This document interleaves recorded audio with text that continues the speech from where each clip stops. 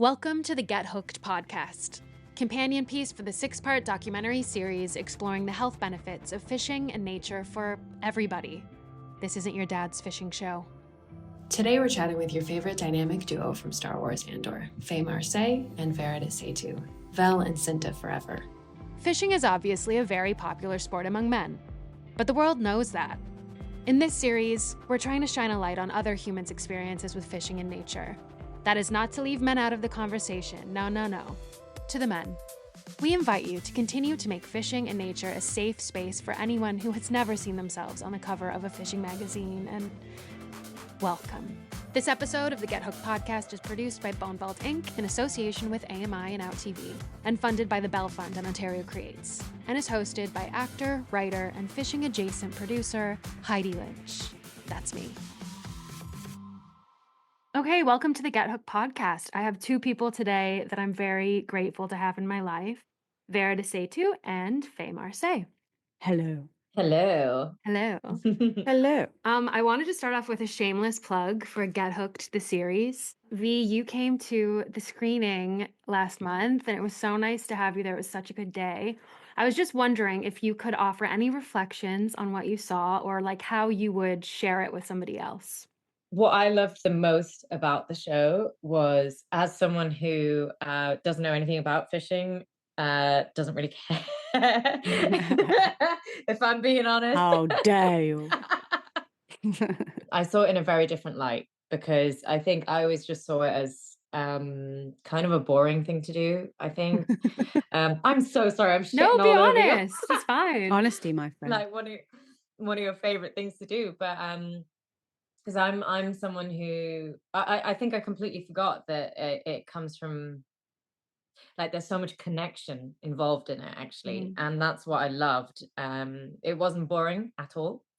I was enjoying so much hearing about all the different stories, like, of people, how they found fishing, how they found their way into fishing, and also the diversity in the people that you brought to the show as well. I loved that. And I also loved how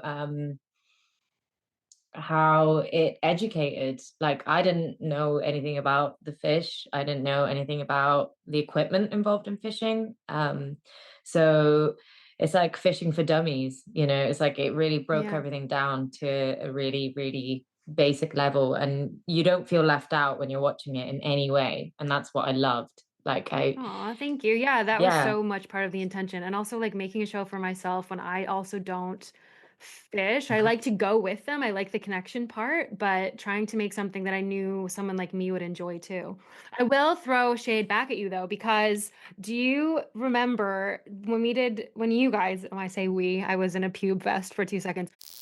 Coming in with the content. Pube vest. In season 1 of Star Wars Andor, I played an Aldani woman, and I wore a beautiful costume, which included a sheep vest that I nicknamed Pube Vest. When you guys did Star Wars season 1 of Andor, maybe this is just indicative of how batty and tired we all were, but Faye went and bought herself a fishing rod one day. I remember that. You and Sule were like, you were so fast. You watched her, and I was like, wow, I was like walking away. I was like, I'm too tired to. Do you remember? I was like, how do you do that? And how do you do that this? That is true. But I think you were just dying for something new. Do you remember that we went down to the loch? And there was me, you, and Sule, and I was like, I'm just gonna go and do this real quick. And the second cast, like I got a trout, and that was exciting, because I was like, she's not going to catch anything. Not in a bad way, but but it was like, we're just going to be stood here, like, watching you fling things into the lake, And that was still better than being alone in your tiny hotel room in Inverary. So it was exciting. Yeah. It was but it was especially exciting because you caught something, and then, but you're right, actually. I think I should have known from then that fishing isn't actually about the fish, that it's about, like, it's a conversation that you're having. It's the energy that people bring to that. It's something that humans have done for thousands of years. It's like someone on the show talks about. It's like, it's how people got together. For sure. You guys are both in the middle of like dizzying press tours for massive shows and about to launch Andor season 2 and stuff. And I know you've both been doing so many interviews chatting all about work. But I was curious, is there anything that you've been using kind of as a tool to slow your nervous system down or regroup or connect with yourself, having to do with nature or not? That's such a good question. I mean, I learned the importance of this while we were filming as well. The needing to wind down and taking care of myself. Weirdly, I do find going to the gym is a good like release, lifting weights, but failing that, because sometimes you don't have the capacity to even do that just physically. Yeah. I meditate. I wish I had a less cliche answer to that, but I've really gotten into meditating and journaling. Just like a stream of consciousness, just writing. And it helps me sleep better. It helps me in some ways process what's happening, because obviously the speed at which you think is a lot faster than the speed in which you write. So just by nature of having to write it down, you kind of have to slow it down, and you have to structure that sentence, and it's you name those feelings, and it just means that you get it all out on the page and you can sleep properly. Yeah. And you don't have like an emotional hangover the next day. It's like it makes space in the head as well, doesn't it? There's definitely a feeling of like, I don't do the journaling thing a lot, but any time when I'm super worried, like before bed or whatever, if you do that, there's just a bit more space. I don't know. I'm with you on that one. Yeah. And for me, mine's cliche as well. It's like walking the dog. It's like going for an hour or 2 hours with the dog. It's, it's really basic and like it's almost basic. But getting into the trees, it Yeah. is, But that's a yeah. proven thing. I was reading something the other day about if we're getting into the science of it, that walking helps your brain process things. It's got something to do with the eye movements that you do, like because you're constantly scanning the horizon. There's something about that helps. I might be pulling this out my ass because I did read this the other day and it's like disappeared. But it's something about It makes sense. activating both sides of your brain. So if you've got a problem you want to solve as well, like if you go for a walk, you process things and you find solutions quicker because you're activating all sorts of parts of your brain. I wonder why it's so hard for like people to just go for a walk and I know time and all the rest of it is a thing, but why we're so opposed to it? We're opposed naturally. Our body go, no, I don't want to exercise. No, I don't want to go for a walk. For me, it's the weather. Oh, okay, yeah. I won't lie. It's the weather. There we go. It's the weather. It's the weather. But it's nice now. Yeah. I would definitely. I mean, I'm gonna go for a walk after this, just for funsies. Yeah. But it's that thing of like sitting in your kind of miserableness that we gravitate more to that, like, oh, I should go for a walk. But like, what I wonder why it is that there's no, it's not a natural kind of like, yep, I'll do this and I'll be fine. Because you know that if you do go to the gym or whatever it might be, you might feel like 5-10% better, which is better than feeling like the shit that you're feeling right now. Do you know what I mean? Your brain like perceives it as effort, I think, and our brains are so wired to do the easiest thing. But yeah, it's so silly because you always feel better after. I think it's that. I think it's also we talk a lot about the fight or flight response, but there's also freeze. True. That's the third one. And I think that's what's actually going on, because I go through the same where I'm suddenly like, I'm going through something, I don't want to talk to anybody. Like I self-isolate if I'm going through something. Yeah. And I think it's the freeze response, like not wanting to work out is like, there's something about physically moving my body that feels not right to me right now. Yeah. I really like the expression that a change is as good as a break, because as someone who has a busy brain, and I know both of you do too, when people are like, just take a break, just relax, that can feel very hard, especially when you're coming off of a high octane, press campaign or shoot or whatever. I know you spend some good time in India, and Mexico is also a place for you. And I was just curious, like and I know part of that's to do with family and stuff like that, but is there anything sort of about being in a different landscape or a different environment with different food and different smells that helps you recharge to be able to come back and do what you love to do. 100%. I think for me, what traveling does is it completely takes me out of the environment and the same patterns of thinking, patterns of thought, or routine. Because routine it can make you feel really like secure, right? But it can also, if you're stuck in a pattern of thought, the routine kind of becomes associated with that pattern, whether it's the stress of work or relationships or whatever it is. So I think taking yourself out of that situation is similar to going for a walk. It's like there's so many other stimulations. That's what it is. There's so many other things to look at, Yeah, I suppose. exactly. So many other like sensory inputs going on, like the smell, the Yeah. food, the taste, and also just the people that you meet if you're somewhere else. Like you're going to meet people that think differently, that speak differently, that have different cultures and different stories. It kind of just makes the world feel a bit bigger, and anything that kind of expands your. I don't know about you, but when I've got a problem, I think I go inwards and I make everything same. like tight and small and inflexible. And when I go away somewhere, it just blows that wide open. Like life just feels bigger, and the problems feel tiny because it's just this thing that's going on for me right now in my life right now. And it can feel big because it can be it's generally something that's important to you, whether that's work or family or whatever. But it's in the grand scheme of things, I think going away somewhere, it puts things into perspective for me in a different perspective. And exactly, I love that saying. I've actually never heard of that, but I love that. I really, really resonate with that. That change is just as good as a break. Yeah. Or change is as good as a rest. That's what I used to get when I was misquoting. No, I mean it's the same thing, isn't it?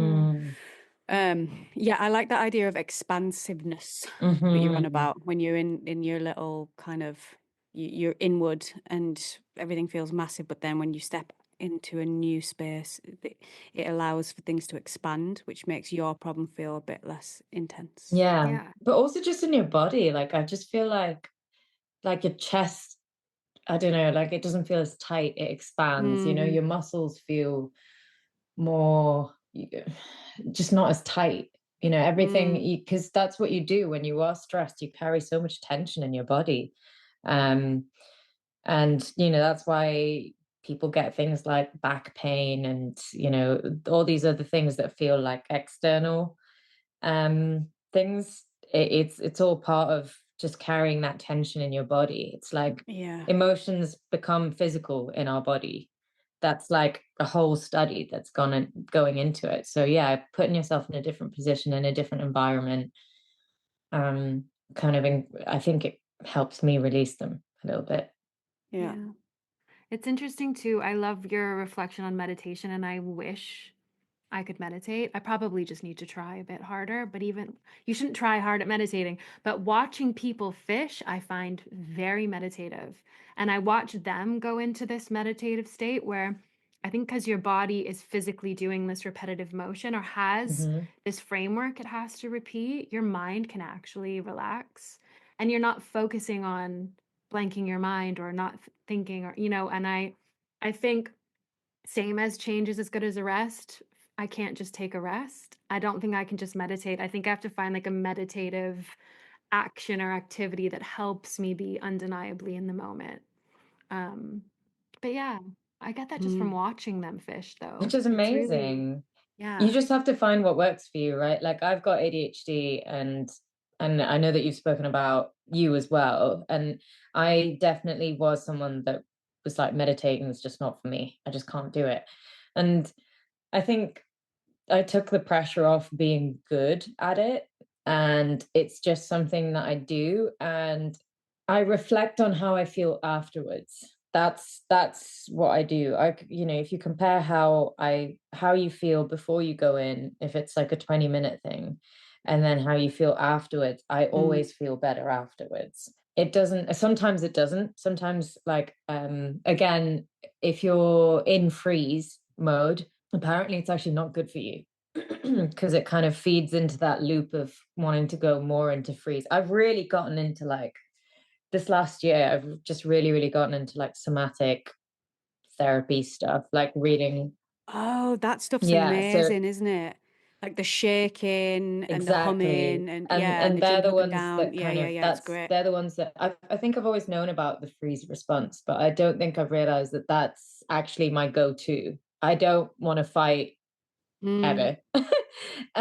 I generally want to run or freeze, and the best way to deal with the freeze response is to move your body, is to like kind of complete that cycle so your body comes back to rest. mm, And meditating isn't always the right answer for if you're in that mode, because you've got all this shit going on in your head, and actually what you need is to go for a walk, is the movement, is the momentum to like process that, mm. not to sit inwardly. And like you said, like maybe fishing or watching people fish, and watching the movement and a repetitive movement, maybe that is a better option for you. Yeah.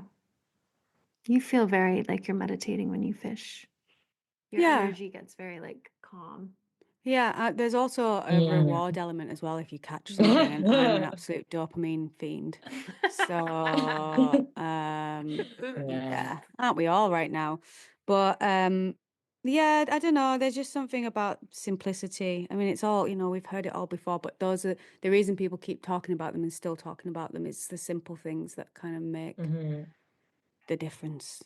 Yeah. And being outside Mm. is massive.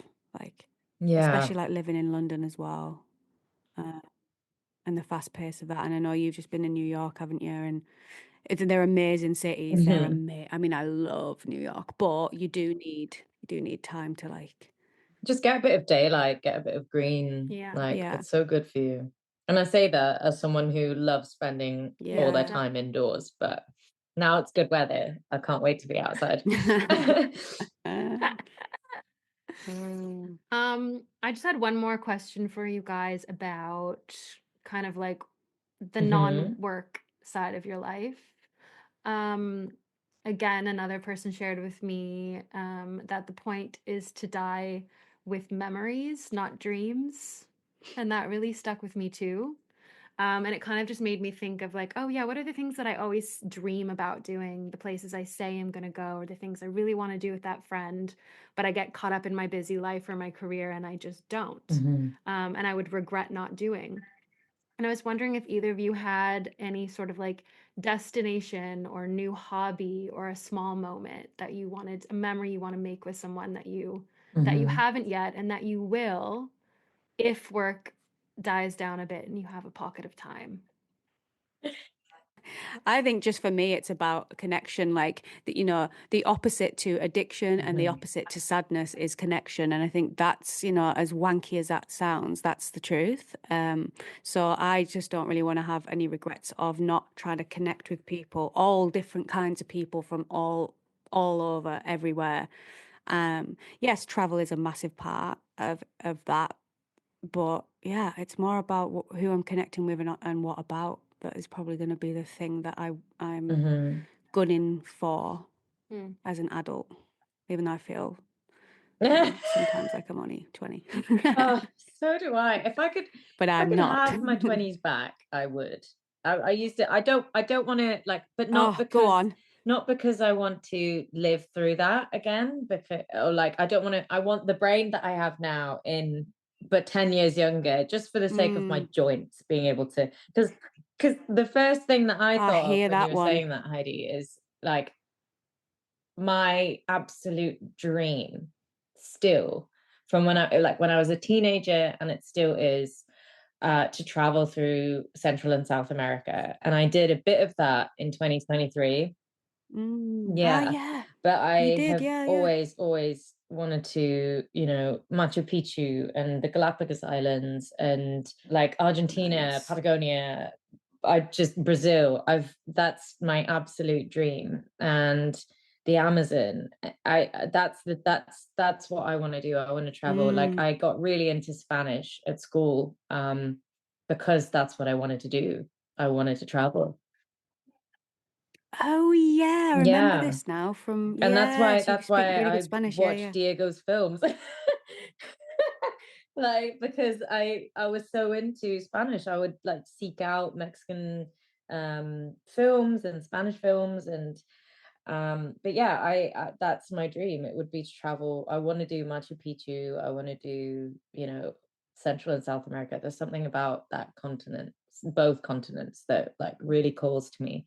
I completely fell in love with Mexico, but I'm not actually, I think in terms of, I kind of agree with you, Faye, in that like it's still about connection. And I really found when I was doing Central America, like in 2023 in the summer, I came back and I felt transformed as a person doing backpacking, because you know, you're staying at hostels, you have to interact with people, and I kind of felt old because everyone there was in their 20s. And I was a solid 10 years older than everyone, but you meet the most amazing people when you're on these, you're on public transport, you're on Yeah. chicken buses, and you're chatting to the lady that does that as a commute every day. And you know, I'm so lucky in that I'm able to communicate in Spanish, but you learn so much Mm, about, mm. it's all connection. It's all connection. And it meant that when I, yeah, and when I That's came exactly what back, it like is. I'm the Yeah. kind of person that when I go to Tesco, I've got headphones in because I don't want to talk to anyone. Me too, mate. Even on a dog walk, when Yeah, I'm like trying to embrace the green, I'm like, but stick your headphones in, don't talk to me. but Nah, like that's I not true. got I do home say and hello to some I people, to be didn't fair. want to wear headphones. I wanted to talk to people, but it just made me feel weirdly, also made me feel less afraid of the world. I think COVID, I don't think I realized how much of a number COVID did on me. Mm, Because we just weren't communicating with the rest of the world for like 3 years in the way that we did before that.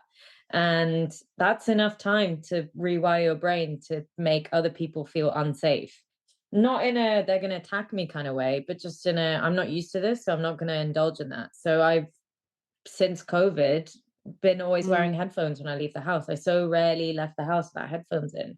But yeah, traveling just meant that all of that was just deconstructed, because you have to talk to someone. You have to ask them, do you know where the, like, I don't know, how to get to this place, or you make jokes, and I don't know, it's, you meet people from all around the world. And yeah, that's my favorite thing to do, is traveling. That's what I want to do more of. Those are the memories I want to make. And I think I'm open to who I meet. It's not like I'd love to take Abby, I'd love to go with you guys, but I'm so open, I'm not specific about yeah. who it is, because I think it's an, as long as someone's there for the experience, for the ride. Yeah, There you definitely. go. There's some Canadian playwright named Robert Lepage has all of these articles he's written about how speaking another language taps into a part of your personality that you never would have known if you don't try to speak a different language. And that was just really resonating for me when you were talking about speaking Spanish. And I've noticed it with you too. I don't German. speak any No. other languages, No, right? you So found I family, and she was speaking Swiss, and then you came home no, and no. started teaching herself French. Let's get this in order here. Heidi speaks French fluently, and she speaks German really well. You speak Spanish. I speak Northern, um, and you know, I could do with some other And parts she of my speaks it personality. really well. Yeah, no, it's something that I wish like I'd done at school and taken seriously. I mean, we did French and we did Spanish, but no one really, Mhm. it's going to sound awful, no one really cared. Nobody wanted to do it. And so I got on the old Duolingo. Other accent apps are available. And yeah, did a solid 2 weeks and now Oh, no, I've you come should back do off it. it. You should So, keep doing you it. know, You're doing good with French. You're doing I'm very doing all good. right. Yeah. So, yeah, that thing of like that extra gateway into another culture, I guess. I think that's exactly it. I get so excited at the fact that there's a whole world of people that you have access to when you've got language. Yeah. Do you still use forgive me, V, I don't even know the Yeah. name of the language from Kerala where you're from. Do you still speak that with like your family over there? Yeah. I speak Malayalam, and I speak it with my mum, with my cousins who are here.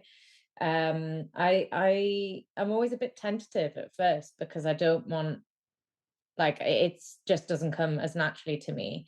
But when I go back to India, it's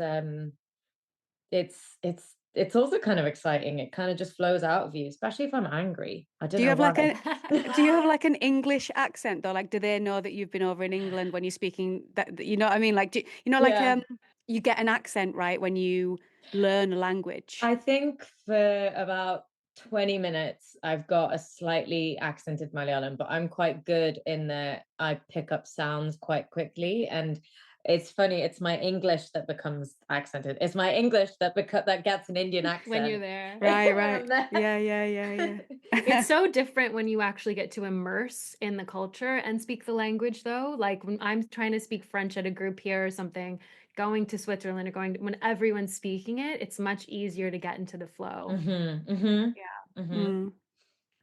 Okay, cool. Well, thank you so much. Merci beaucoup à Varada Sethu et Faye Marsay. Ta from the north. C'était le Get Hooked podcast. Yeah, thank you guys so much, and thank you for watching the show. And so excited for everything that you guys have on the go, but also just excited for you to get to have some real human time in your own lives and reconnect with nature. You can check out the documentary series Get Hooked in Canada on AMI-télé, AMI+, and on OUTtv.com in Canada, the US, Australia, and New Zealand. You can get those through Apple TV and Amazon Prime. On Outflix.com in the UK and Ireland, and on Outflix via LNT in Sweden, Denmark, Norway, and Finland. Lastly, fish on, shoot on, or tree on. Whatever you do to get your nature kicks, just get outside and enjoy it. Thanks.